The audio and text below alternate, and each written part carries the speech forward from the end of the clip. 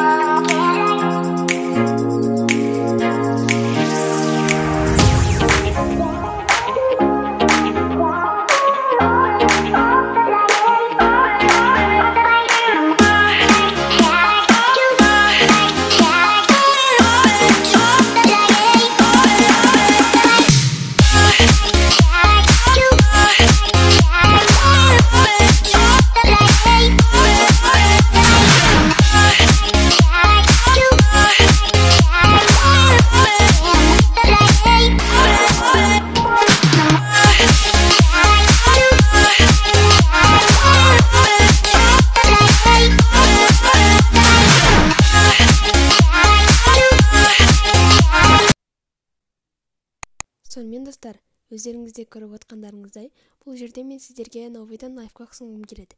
Егер де сіздерде подводка жоқ немесе бітіп қалған болатын болса, подводканың бар болғанда өзінің карандашын немесе зубочистка алуларыңызға болады. Соған тушьтардан жағып, сонымен боя берсеңіздер болады. Бұл өте идеальный, өте керемет таптырмас косметика болып табылады. И лайфхак.